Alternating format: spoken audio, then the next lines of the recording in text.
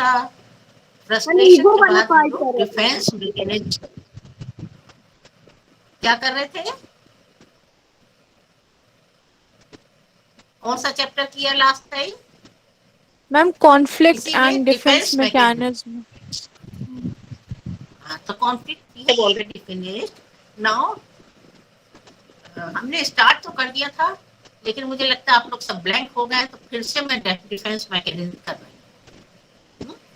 देखिए, भगवान ने इतनी अच्छी सी हमारे अंदर एक बिल्ट इन प्रोसेस बनाया है, जिससे हम अपने टेंशन से, एंजाइटी से, all the negative things which affect our personality, हम उनसे बच सकते हैं।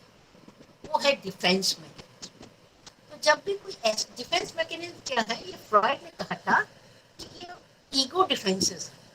क्योंकि आपने पढ़ा था फ्रॉइड की थ्योरी में कि इड एंड सुपर ईगो में बराबर कॉन्फ्लिक्ट रहती है, because it wants that all entire anti social immoral desires, sexual desires of sexual nature should be gratified.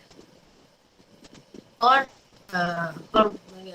Super ego क्या कहता है, नहीं ये गलत है, हमको सिर्फ अपनी मॉरल इच्छाओं को पूरा करना चाहिए, नैतिक इच्छाओं को पूरा करना चाहिए।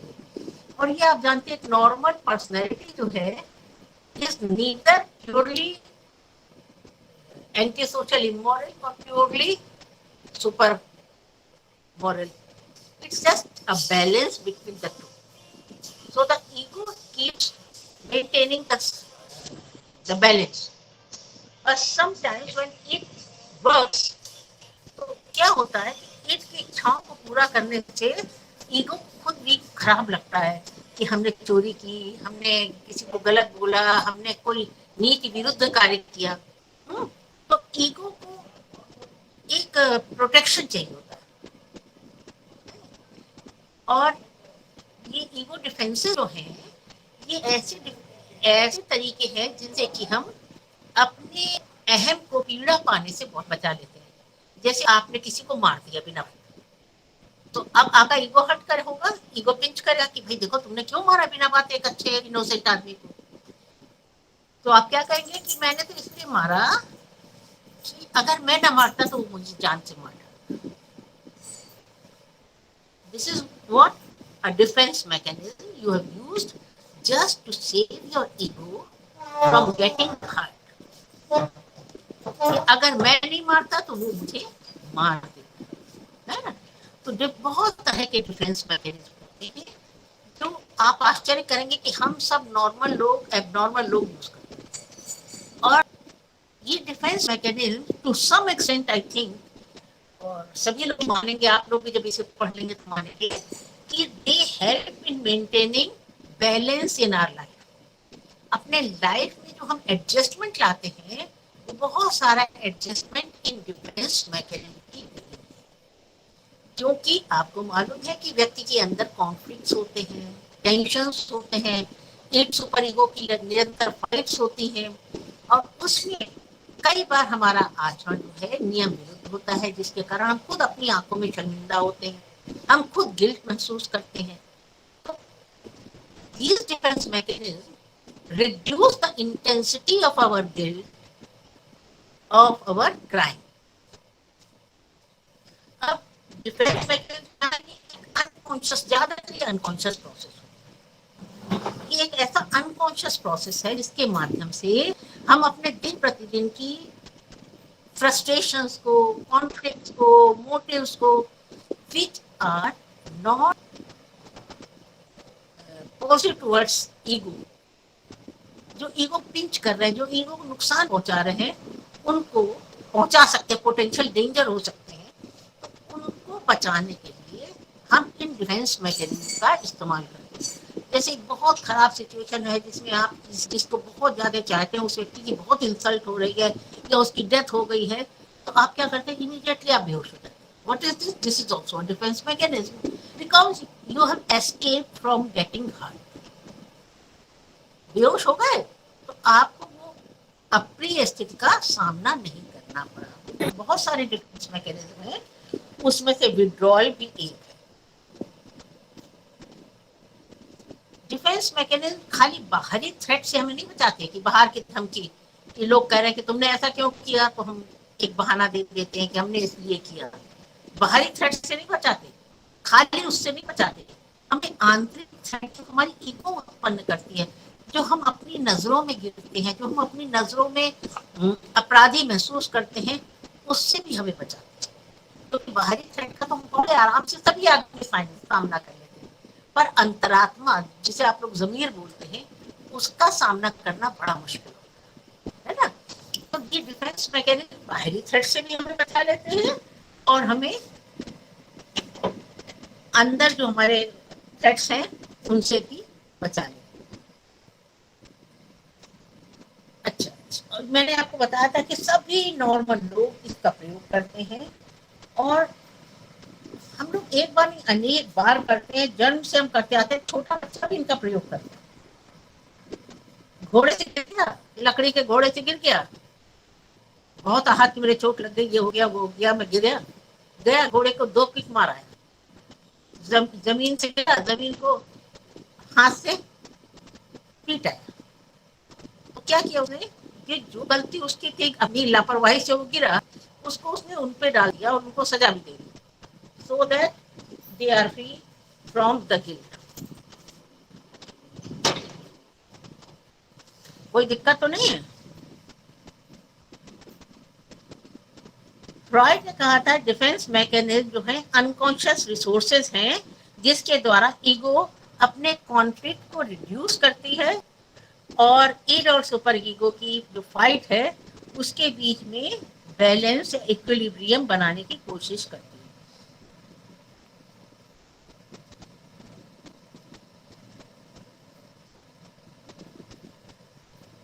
तो ये बहुत प्रकार के हैं।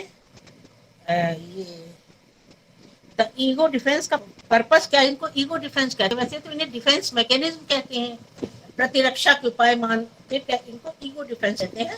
बिकॉज आपको मालूम है कि साइकिक एनर्जी ईगो के पास है, वही जो करता है वही वो करता है। तो अगर कोई गलत व्यक्ति करता है तो कौन दोषी कहलाता है, ईगो।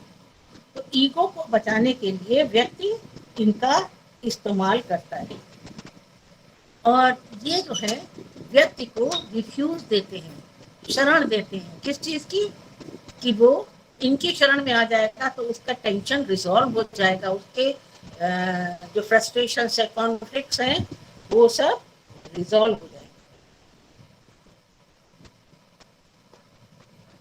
मैंने भी कहा था कि बाह्य और आंतरिक वातावरण दोनों में ही ये हमको समायोजन का अवसर देता है।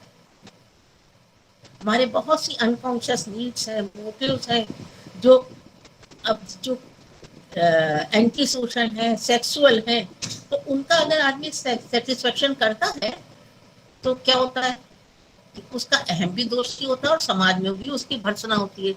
लेकिन ईगो डिफेंसेस हमें ऐसे तरीके बता देते हैं जिससे हम अपनी उन आवश्यकताओं की भी पूर्ति कर लेते हैं और समाज में हम प्रतिष्ठा भी पा लेते हैं।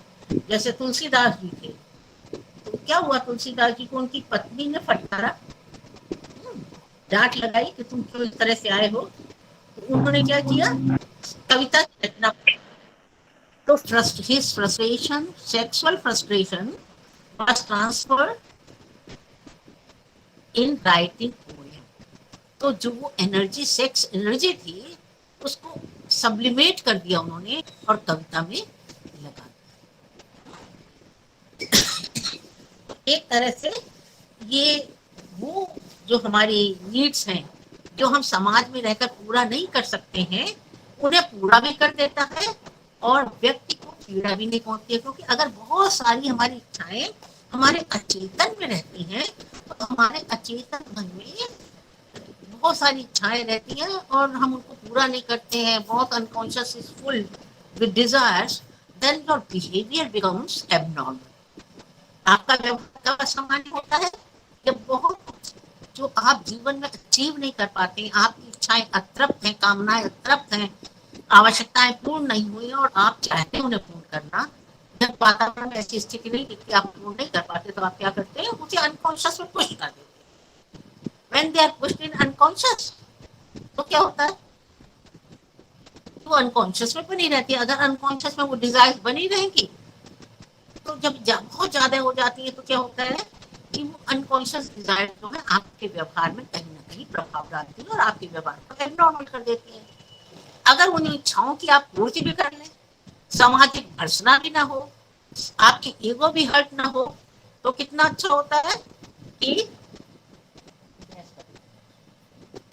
कितना अच्छा होता है कि आपकी इच्छा भी पूरी हो गई, अनकॉन्शियस मोटिव भी पूरे हो गए और आपकी ईगो को भी हर्ट नहीं हुआ और समाज में आपकी भर्सना भी नहीं हुई, आलोचना भी नहीं हुई, कंडमनेशन भी नहीं हुई।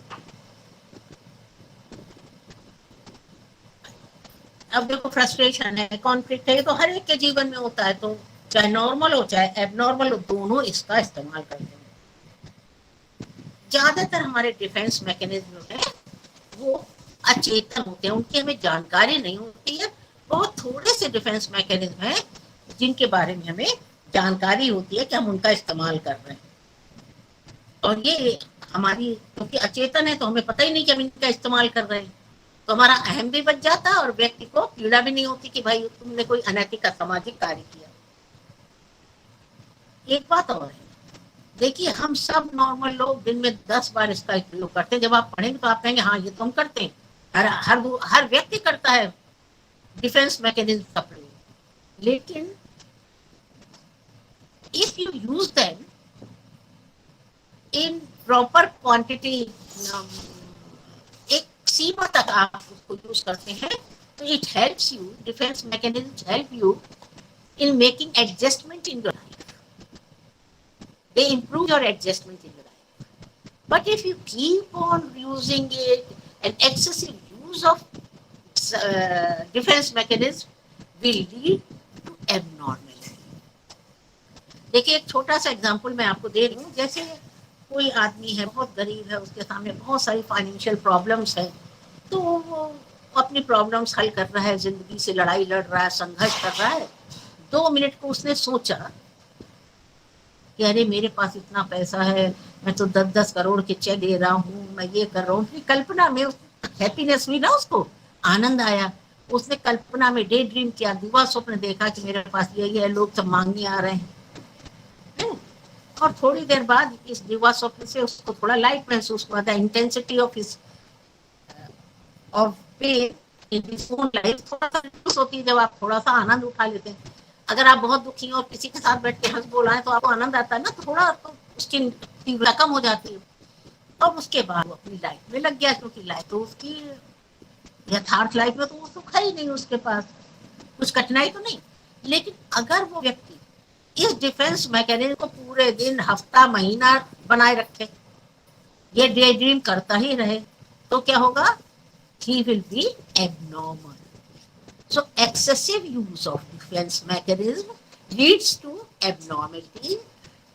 A balanced use of defense mechanism helps in maintaining mental health. कोई कठिनाई तो नहीं? अच्छा, अब आइए कौन कौन से डिफेंस मैकेनिज्म होते हैं। और अब आप कहेंगे अरे ये तो हम भी यूज करते हैं, ये तो हम भी यूज करते हैं, पर पता नहीं।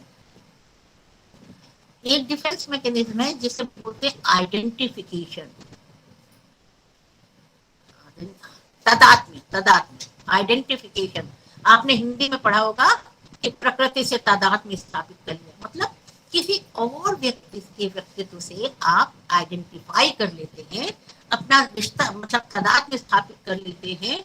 जैसे आप चाहते थे कि बहुत अच्छे क्रिकेट प्लेयर बने, नहीं बन पाए, पर आपका भाई बहुत अच्छा क्रिकेट प्लेयर है, तो अब आपको फ्रस्ट्रेशन कम होता है कि अरे मुझे फ्रस्ट्रेशन क्या करना, मेरा भाई, मैं नहीं सही तो मेरा भाई तो क्रिकेटर है ना। एक बार डॉक्टर बनना चाहता था, अपनी लाइफ में नहीं बन पाया। जिस दिन उसका बेटा बनता तो ही फील सेटिस्फाइड कि मैं नहीं सही, मेरा बेटा तो बना। This is called identification. You identify your personality with somebody, some else's personality and all his achievements, merits, and all the qualities that person hold becomes yours. और आप इस तरह से सेटिस्फेक्शन प्राप्त करेंगे। जैसे आपका कोई कॉलेज में फ्रेंड है, कॉलेज में फ्रेंड है और वो आप चाहते हैं कि कॉलेज में टॉप करें, भाई आप टॉप नहीं कर पा रहे हैं और आपका फ्रेंड टॉप कर रहा है, तो आप पाएंगे कि आप बहुत खुश होते हैं। आपको लगता है कि उसके अचीवमेंट मेरे अचीवमेंट है। जब उसको सम्मान मिलता है तो आपको लगता है ये मेरा सम्मान है। और जो आपकी लाइफ की कमियां उनको आप इग्नोर कर देते हो। मैं नहीं से तो क्या मेरा फ्रेंड तो है, मेरा फ्रेंड तो कर रहा है। तो इस आइडेंटिफिकेशन गिव्स यू स्ट्रेंथ। और आप में जो योग्यताएं नहीं है, क्षमताएं नहीं है, वो आप स्वयं अपने अंदर अनुभव करने लगते हैं। आप देखिए ना, बहुत सारे लोग, कोई बीजेपी से जुड़ा है, कोई किसी पार्टी से जुड़ा है, कोई क्लब से जुड़े हैं, रोटरी क्लब है, लॉयंस क्लब है। People feel proud to be a part of a particular club, a part of a particular group, because even if they are weak, even if they don't have those merits, those qualities, जब वो उनसे identify करते हैं तो उनको लगता है कि वो सारी क्वालिटीज उनके अंदर हैं। तो the pain of not being very a person of having good qualities, habits, respect in society, in spite of that आपको सेटिस्फेक्शन मिलता है कि मैं नहीं तो क्या, मेरा फ्रेंड तो है, मेरा फ्रेंड तो कर इतना बढ़िया है, मेरी सिस्टर तो है, मेरा बेटा तो है। कितनी बार ऐसा होता है कि हम लोग जो है रोल मॉडल बना लेते हैं। लोग, बहुत सारे लोग फिल्म हीरो को रोल मॉडल बना लेते हैं, बहुत सारे लोग नेताओं को अपना रोल मॉडल बना लेते हैं। और इससे क्या होता है कि हम अपने सेल्फ डिवैल्यूएशन से बचते हैं। कई बार जब हम लोग पाते हैं कि हमारे अंदर उतनी योग्यताएं नहीं है, क्षमताएं नहीं है, तो हम अपना अवमूल्यन कर देते हैं। क्या कर देते हैं? अपना अवमूल्यन कर देते हैं, अपनी वैल्यू घटा देते हैं अपनी नजरों में। हमारी लो सेल्फ एस्टीम हो जाती है, हमारा लो सेल्फ कंसेप्ट हो जाता है। पर अगर हम आइडेंटिफिकेशन स्टैब्लिश कर लेते हैं तो जिस व्यक्ति के व्यक्तित्व से हम आइडेंटिफाई करते हैं उसके गुण हमारे अपने हो जाते हैं, उसकी शक्तियां हमारी अपनी शक्तियां हो जाती हैं, उसकी प्रशंसा और प्रतिष्ठा हमारी अपनी प्रतिष्ठा हो जाती है।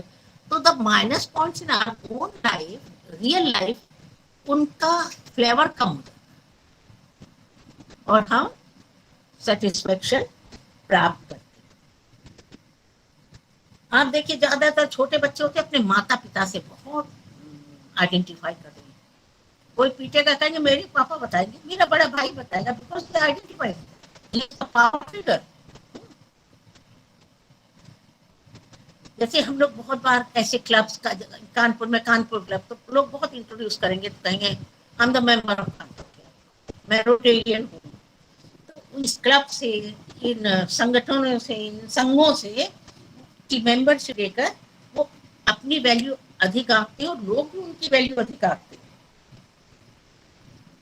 जिससे हम आइडेंटिफाई करते हैं उसकी प्रतिष्ठा अगर कम हो जाए, जैसे हम मोदी जी को बहुत चाहते हैं और उनको पूछते हैं, और कल मोदी जी की पब्लिक ओपिनियन में उनकी रेटिंग कम हो जाए, तो जो आइडेंटिफाई करता उसको बहुत दुख। जैसे हम राहुल गांधी जी को बहुत मानते हैं और राहुल गांधी जी की रेटिंग कम हो जाए, तो इसका दुख हमें होगा और हमारी अपनी सेल्फ इमेज भी, हम अपनी भी सेल्फ इमेज को का अवमूल्यन करने लगेंगे। आप देखते हैं हॉकी की टीम है, अगर हॉकी की टीम हार जाती है तो हॉकी के कोच को क्या हो जाता है, कई बार नौकरी के लाले पड़ जाते हैं। तो दैट मीन्स कि कोच रिप्रेजेंट्स द टीम। तो जितने पावरफुल लोग हैं, जितने सक्सेसफुल लोग हैं, जिनकी समाज में प्रतिष्ठा है, हम उनसे अपने को आइडेंटिफाई कर लेते हैं और जिनसे हम आइडेंटिफाई करते हैं उनके गुणों को हम अपना गुण समझ लेते हैं, उनकी उपलब्धियों को हम अपनी उपलब्धि समझ लेते हैं। और हमारे व्यक्तिगत जीवन में जो यथार्थ में कटुता होती है उस कटुता को भूल जाते हैं। और ये डिफेंस मैकेनिज्म हमको ये शिकायत का मौका नहीं देता कि भगवान तुमने हमें कम बुद्धि का क्यों बनाया, भगवान तुमने मुझे ये योग्यता क्यों नहीं दी, बिकॉज वो आपकी लाइफ में ऑलरेडी आ जाती है when you identify with someone. कोई कठिनाई है इसमें? No ma'am. No ma'am, no ma'am. पक्का? कितने लोग करते हो आइडेंटिफाई? सब लोग करते हो? Yes ma'am. सुशीला देखो कौन है बात करते हो ना? Yes, ma'am. सब लोग आइडेंटिफाई करते हैं। चलिए अब उसके बाद मैंने बताया तो था प्रोजेक्शन, आपने ध्यान नहीं दिया। फिर एक तरीका है प्रोजेक्शन। प्रोजेक्शन में हम क्या करते हैं कि जितनी हमारी अनैतिक, असामाजिक, काम प्रवृत्ति से संबंधित वो होते ना,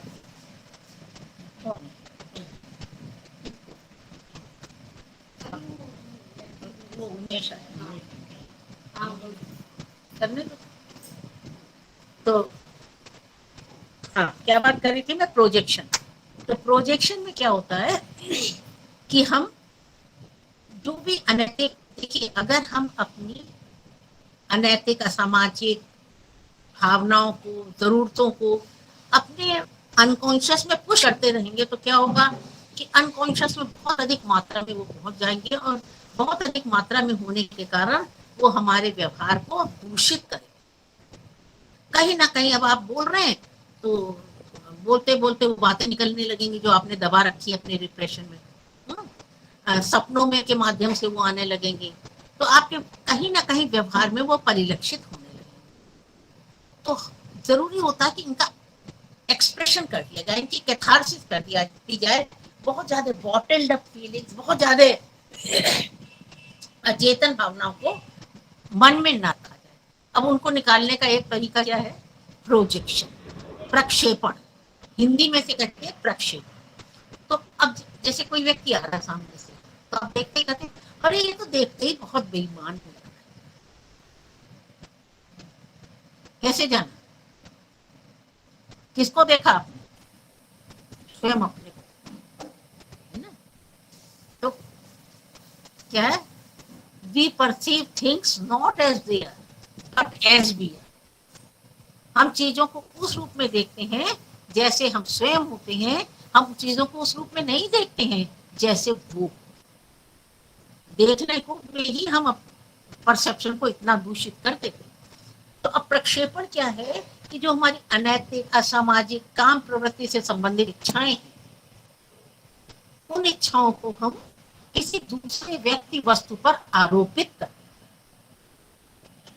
इनडायरेक्टली उनको उस पर आरोपित कर देते हैं, क्योंकि इनका डायरेक्ट प्रकाशन तो ईगो के लिए पेनफुल होगा।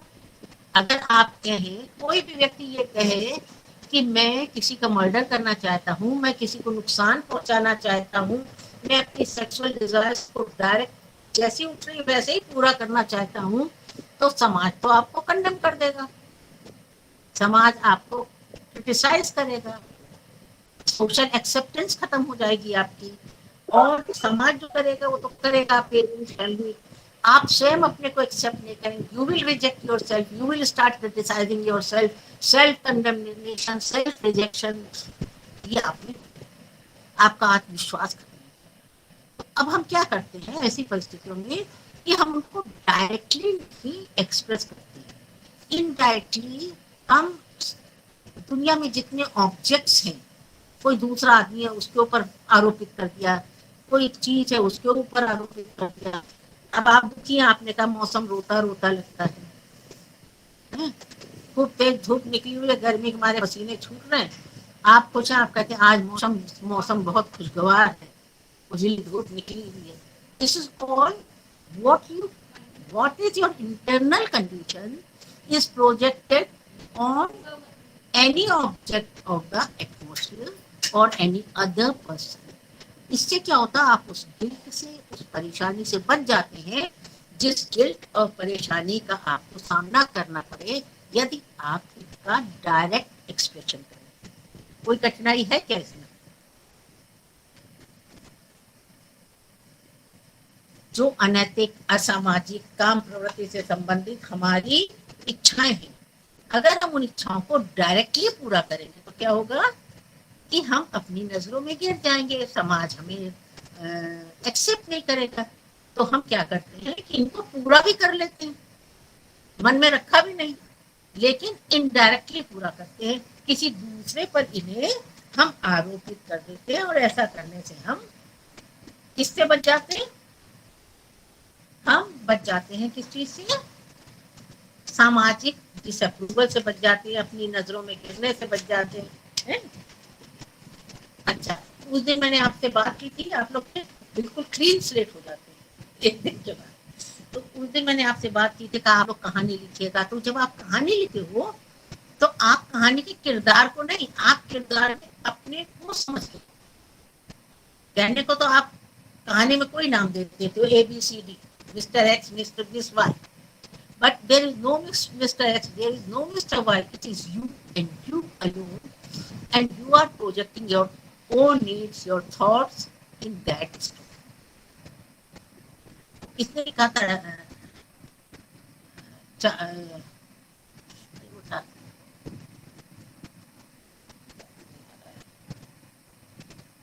डेविड कॉपरफील्ड, किसने लिखा था? कोई ट्रेन करके भी लिखा था, मैंने उनकी बुक्स पढ़ी थी, पहले नाम नहीं याद रह जाते राइटर के। तो उसमें आप कोई किताब उठा के देखिए, नॉवल, उस नॉवल में चाइल्डहुड इज वेरी अडेप्ट। जो हीरो है उसका बचपन बहुत ही दुखदाई। डेविड कॉपरफील्ड ने लिखा, 2-3 नॉवल और पढ़े मैंने, उसमें भी था कि चाइल्डहुड बहुत अडेप्ट है। तो लोगों ने बाद में पता किया तो पता चला, देखो उसका नाम नहीं याद आ रहा, कितना मैंने डिकेंस, चार्ल्स डिकेंस, पता नहीं, मैं देख लेना उसमें Charles Dickens, David Copper, writer of David Copperfield, Charles Dickens ही है। तो ये लोगों ने पता की, स्टडी की, तो पता चला कि Charles Dickens own childhood was very unhappy, he was very poor and he suffered a lot in his childhood. आई बात समझ में? तो हम क्या करते हैं कि अपने को प्रोजेक्ट करते हैं जब हम दूसरे को देखते हैं। तो इससे क्या होता है कि हमारी अनकॉन्शियस मोटिव, डिजायर्स पूरी भी हो जाती हैं, वो वहां भरी भी नहीं रहती हैं कि वहां पर प्रेशर और डालें, और हम भी हल्के हो जाते हैं, और समाज में हमारी भर्सना भी नहीं होती, क्योंकि हम तो कुछ देख ही नहीं रहे हैं। जो गलत कर रहा है वो कौन कर रहा है? दूसरा व्यक्ति कर रहा है। ये बात समझ में आ रही है? तो दिस इज कॉल्ड प्रोजेक्शन। अब इसमें हम क्या करते हैं, जो हमारी अपनी क्वालिटीज हैं, जो हमारे अपनी डिजायर्स हैं, जो हमारे अपने मोटिव्स हैं, that we attribute to someone else, और उनकी गिल्ट से, उनकी डिसअप्रूवल से हम अपने को बचाएं। अगर कोई लड़का चाहता है कि किसी लड़की से फ्रेंडशिप करे, तो और नहीं हो पा रही है, तो वो कहने लगेगा कि अपने फ्रेंड से कहेगा, अरे शी वांटेड टू सेड्यूस मी, मैं तो फंसा नहीं सकती। वो कभी ये नहीं कहेगा कि मैं चाहता, वो कहेगा वो चाहता है ना। तो ये भी एक तरीका है जिससे कि हम अपने अहम को पीड़ा पाने से बचा लेते हैं। Because for any man it is very painful to be rejected by a girl, and vice versa is true. लड़कियों के लिए भी बड़ी शर्मनाक बात है। आप देखते हैं कि बहुत सारे लोग होते हैं, वो जल्दी से लोगों का मजाक उड़ाने लगते हैं और हंसी करते हैं और दूसरों की बुद्धि की मजाक बनाने लगते हैं। तो एक्चुअली वो लोग कौन है? Those who have been insulted in their life, those who are suffering from inferiorities, वो इस तरह से करते हैं। कहते हैं ना, जैसी रही भावना जिसकी, प्रभु मूरत देखी तुम कैसी। भूखे आदमी को चांद रोटी का टुकड़ा नजर आता है, दुखी आदमी को चांद विधवा की टूटी चूड़ी नजर आता है ना? तो हम कैसे देखते हैं, ये हमारे अंतर मन के भावों पर निर्भर होता है। और कई बार हम अपने देखने में ही अपने आंतरिक आवश्यकताओं को, लक्ष्यों को, कॉन्फ्लिक्ट्स को दूसरों पे डाल देते हैं, जिससे कि हम उनकी उस भार से मुक्त हो जाते हैं, जो भार अनकॉन्शियस में हम ढोते रहते हैं जीवन में। कोई कठिनाई तो नहीं? क्या क्या किया? आइडेंटिफिकेशन किया, प्रोजेक्शन किया। अब आइए रिग्रेशन। प्रोग्रेस का उल्टा है रिग्रेस। प्रोग्रेस की स्पेलिंग में पी हटाते हैं और आर लगाते हैं, RE। Regression means going back, not moving forward, going backward. तो क्या होता है? आप देखते जैसे जैसे हम लोग बढ़ते जाते हैं हमारे पास और टेंशन्स और सब जिम्मेदारियां आती चली जाती हैं। होता है ना कि और ज्यादा जिम्मेदारी आ रही हैं और सारे टेंशन्स आ रहे हैं। तो ऐसे में हम क्या करते हैं कि हम उन टेंशन्स, एक समय ऐसा आता है कि इतनी चुनौती, जैसे आपने एक क्लास पास किया तो दूसरे में उससे बड़ी चुनौती आ गई, दूसरा पास किया तीसरे में उससे बड़ी चुनौती आ गई, तीसरा पास किया तो उससे बड़ी चुनौती आ गई। तो आप क्या करते हैं कि आप वापस उस जगह लौट जाते हैं जहां आपको बहुत आराम मिलता है। तो instead of progressing in your life you go back to a stage where you got maximum psychological satisfaction. This is called regression. जैसे फैमिली में अगर एक बच्चा है बड़ा और 4 साल का है और एक बच्चा गोद का है या नया बच्चा हुआ है, तो जो नया बच्चा हुआ है जब बड़ा बच्चा 4 साल का बच्चा देखता है उसके लिए तो बड़ी भारी चुनौती है कि माँ पापा उसको प्यार करते थे और अब उसकी जगह पर कोई नया बच्चा आ गया। इतनी फ्रस्ट्रेटिंग सिचुएशन है फॉर यू। तो अब वो ये देखता है, वो देखता है कि पेरेंट्स सब उसकी बहुत केयर कर रहे हैं, न्यू चाइल्ड की बहुत केयर हो रही है। और उससे कहा जा रहा है तुम अपना हाथ भी धो लो, तुम अपना टॉयलेट क्लीन भी कर लो, तुम दूध भी अपने हाथ बोतल अपने हाथ से पकड़ के पी लो। Suddenly refuses to do anything. बहुत चुनौतियां सामना कर लिया बड़े बन के, तो कहता मैं तो नहीं कहूँगा। तो वो टॉयलेट हैबिट्स भूल जाता है। हम्म, और बोलना भूल जाता है। वो तुतला तुतला के बच्चों की तरह बोलने लगता है, जैसे उसका छोटा भाई इशारे में बात करता है वैसे करने लगता है। और जो ग्लास से दूध पीता था करके मैं बॉटल से दूध पीऊंगा।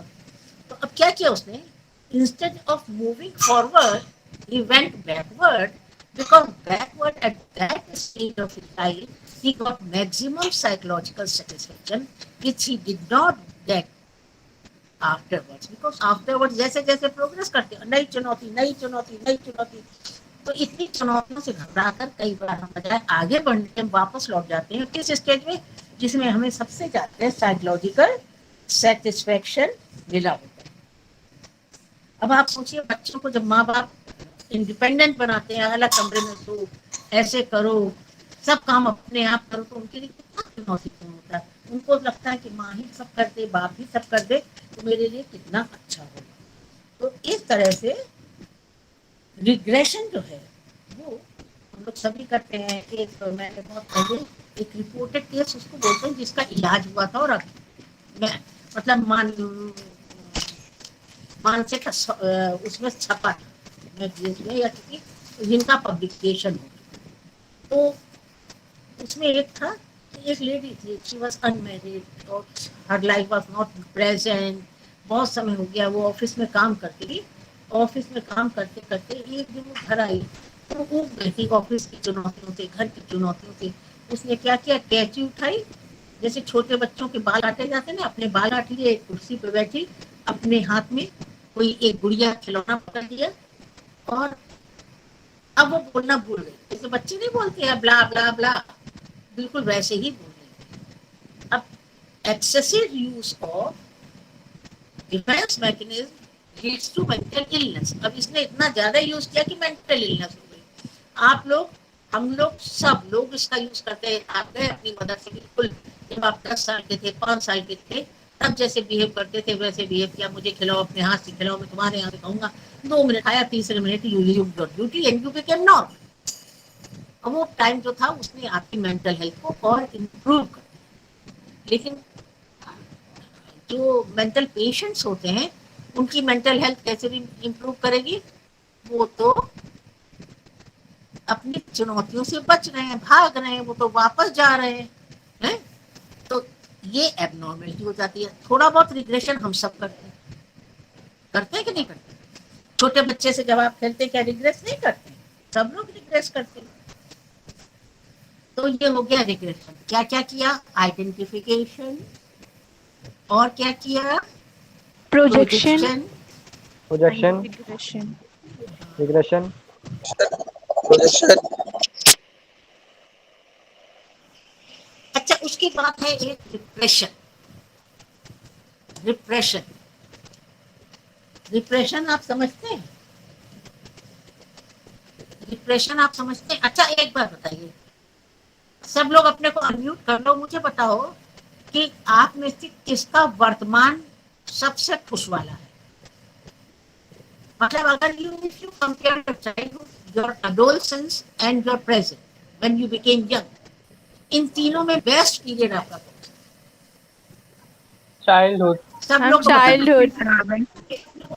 Ma'am Childhood. चाइल्डहुड। चाइल्डहुड, दो आंसर, तीसरा आंसर चाइल्डहुड। और बोलिए, और बोलिए, किसी का प्रेजेंट नहीं है, कोई ऐसा है प्रेजेंट में जिसका बहुत टेंशन प्रेजेंट हो, रहती है। प्रेजेंट पे ज्यादा, कोई एक आदमी जिसका प्रेजेंट बेटर हो चाइल्डहुड से। अब लोग तो बोल नहीं रहे, बताओ क्या है, क्यों मेरा प्रेजेंट मेरा प्रेजेंट मैम सबसे आपका अच्छा है। प्रेजेंट सबसे अच्छा है मैम। चाइल्डहुड से अच्छा है, यस चाइल्डहुड मैम। और एडोल्टेंट एज से बेटर। Yes ma'am. देखो, इन साइकोलॉजी है ना, तो साइकोलॉजी मैंने पहले ही कहा कि साइकोलॉजी कोई फिजिक्स केमिस्ट्री जैसी एग्जैक्ट साइंस नहीं। हम लिविंग ब्रीदिंग ऑर्गेनिज्म को डील करते हैं, तो वेरिएबिलिटी तो हमारे यहाँ रहती। पर आप लोग में से अधिकांश ने कहा, और जिन्होंने नहीं कहा वो मानते हैं कि their child was better than what you are today. यथार्थ कटु है, चाइल्डहुड बहुत अच्छा। क्या कारण है? ये भी एक डिफरेंस मैकेनिज्म,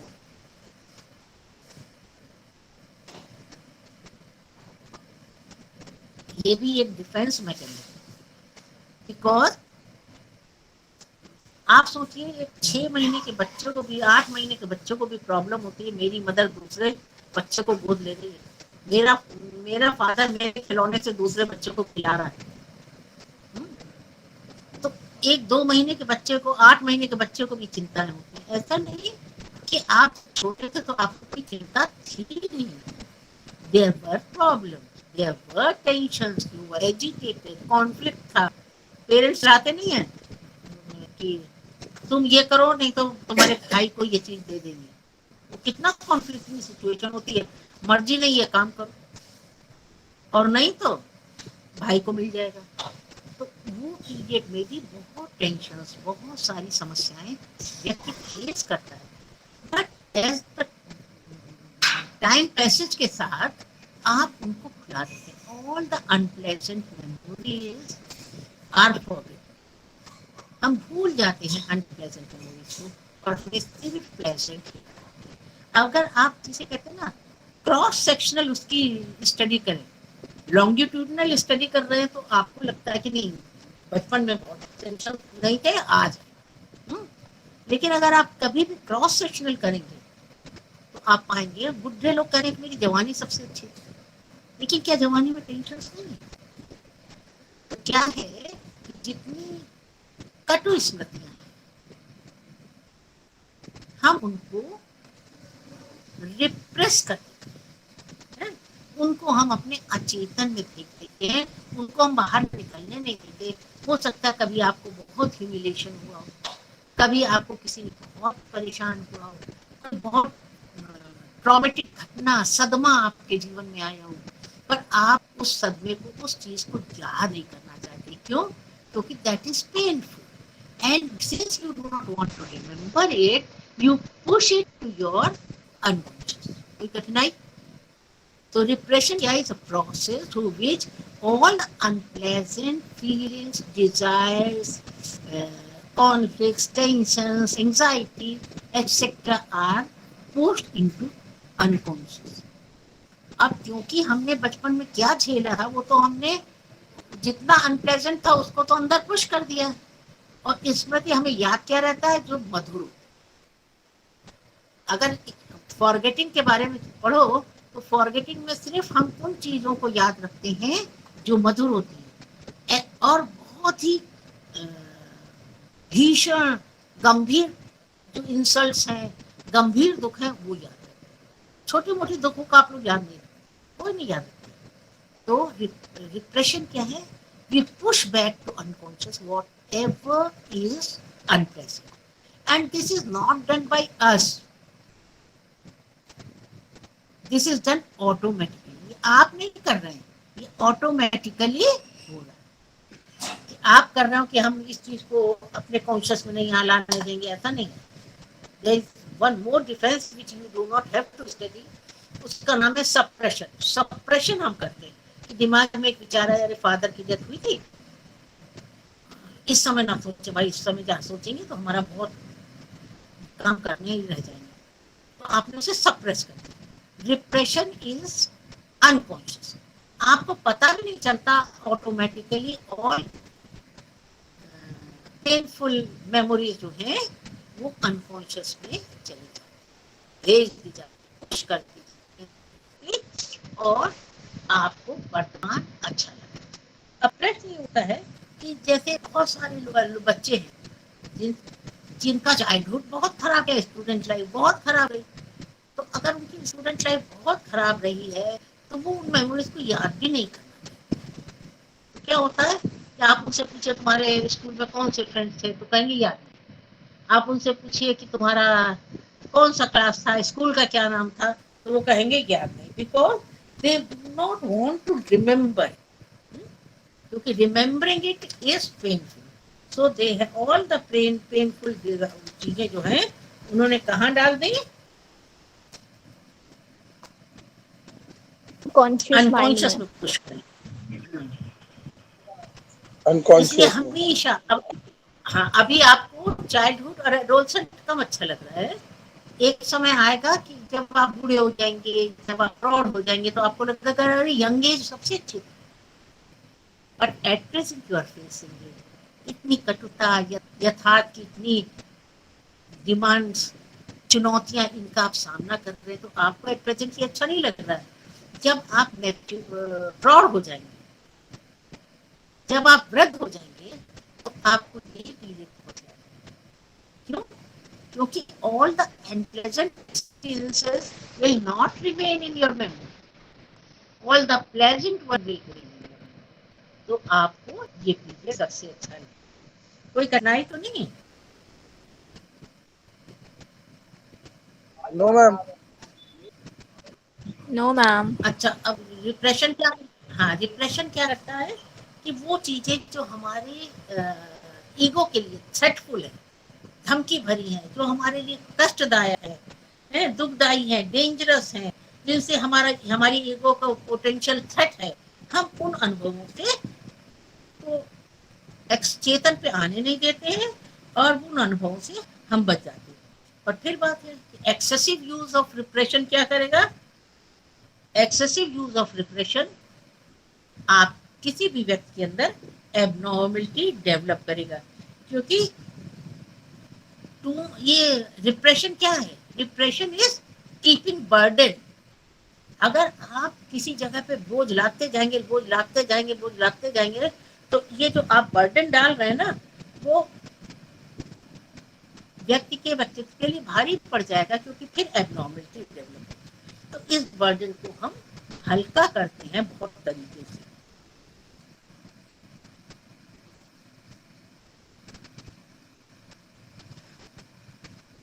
तो ये समझ में आ गया। एक्चुअली हम सब सुखवादी हैं, जैसे हीडोनिस्टिक, सुख चाहते हैं, प्लेजर सीकिंग है, तो कोई भी चीज हमें दुख देती है, उस विचार को हम अपने चेतना में आने ही नहीं देते हैं, और बिना व्यक्ति की जानकारी के, ये समझिए डिप्रेशन आपकी जानकारी में नहीं होता, अनकॉन्शियस लेवल में हो जाता है। All things which are painful are repressed. कोई कठिनाई? No ma'am. No ma'am. अच्छा, अब दो और रह गई, आप अभी करना चाहोगे कि बाद में करना चाहोगे? मैम बात कल करा दीजिएगा मैम, क्योंकि मैम 1:30 बजे से मैम वो भी है, मैम अनाउंस नहीं हुई है। ओके, मैम 15 मिनट रह गया। ठीक है, चलिए डिस्कनेक्ट कर लीजिए आप लोग। Thank you ma'am. Thank you ma'am. Thank you ma'am. Okay.